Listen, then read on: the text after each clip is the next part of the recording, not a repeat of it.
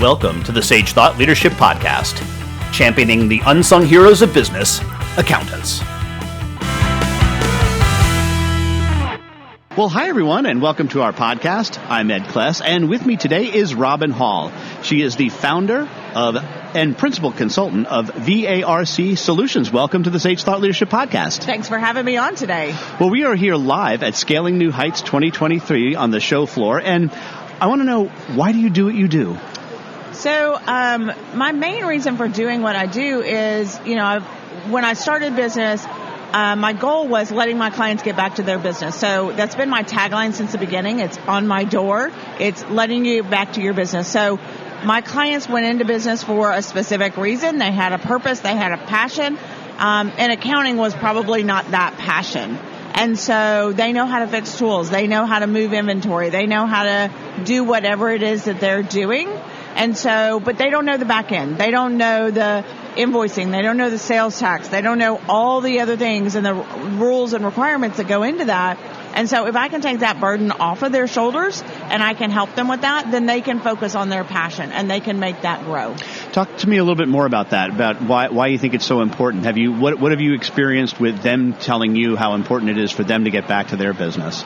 So I'll start with my very first client. So and this is how my business was kind of grown. So I had a really good friend that had started a business, and his wife was an accountant, so they had the knowledge within their household, but he was fixing tools. And so he knew how to do that. He was a hands-on mechanic, could fix anything that you put in front of him, but he could barely turn his computer on. And so turning his computer on, setting up his filing system, anything that he needed, all the paperwork, so making his invoices look nice so that he had something to present, knowing what to present and how to charge for those. So it's not just, hey, I fixed this, it took me 5 minutes, you don't owe me anything, don't worry about it. Those business practices, truly his passion and all he knew was how to fix tools. And so it was all the other stuff that came into it. And so as I helped him little by little, he truly said, you should do this for other people. Other people probably need this service. And I was like, really? Because I had always worked in accounting. I had worked in AR and accounts payable and collections, doing financial statements for larger companies, but I never really helped that person. Like, it was always just a big corporate, and I didn't see the benefit of it.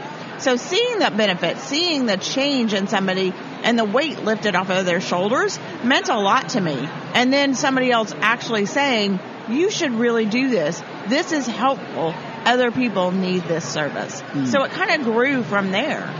Is there anything that you wish you would have done differently in building your business? I was scared to hire employees, and so I've been in business for 24 years. And so it wasn't until like year 8 that I hired my first employee, and it was very, very scary. And I look back, and now when I talk to people about doing that, it's, you are a company of one, you add one employee, that's 100% growth. That's scary. If you have 50 employees and you add 50 people, that's a lot. People are like, oh, that's a lot. It's the same thing if you're one and you hire one. So the realization on that was, I hired somebody part-time, just answer the phone, because while I'm busy, the phone needs to be answered, and otherwise they're going to look for that next person. So little by little, it was somebody, and she's like, oh, I'm going to get an apartment with my boyfriend when I'm moving out. I'm like, oh my gosh, I am now responsible for putting food on somebody else's table. It's not just somebody living at home with their parents, but they have now real bills, and so I am now responsible for that. So if I would have had somebody to help me through that process, I was very scared of that. But once you do it and then you see it, then I would have liked some help. I would have done that a little differently.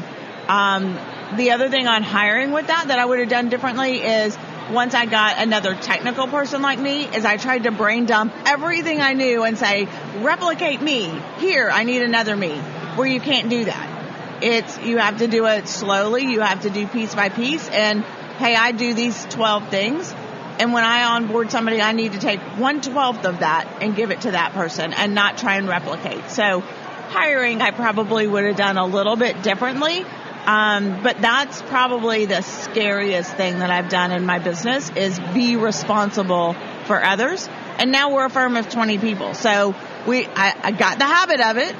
I understand it now, but there's still some things. But if I would have had my knowledge now back then, I think I would have, one thing I would have liked to learn better is the hiring.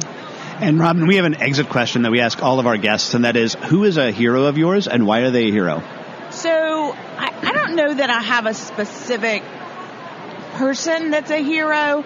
I think my clients are my heroes because I'm looking at those people that are taking risks. I'm looking at those people that actually give me the opportunity to do what I do and to grow and to learn. And so if I would have stayed in corporate America doing what I was doing, I would not have had the influence, the structure, the learning ability. And so all of that is thankful to my clients. And so I really think it's them because everything I've learned over the last 25 years is due to them. And it's in stride, perseverance of them. So I don't know that I have a person that I strive, but I strive to make sure that my clients are happy. So I strive for their approval. And I think that's what you do with a hero is like, I want that person to look back at me and go, they did good. So maybe it's my clients. And lastly, Robin, how can somebody contact you? So you can go to our website, which is VARCSolutions.com, or you can email me direct, and my email is Robin, ROBIN, at VARCSolutions.com. All right, Robin Hall, owner and principal consultant at VARC Solutions, thanks so much for being a guest on the Sage Thought Leadership Podcast. Thank you very much.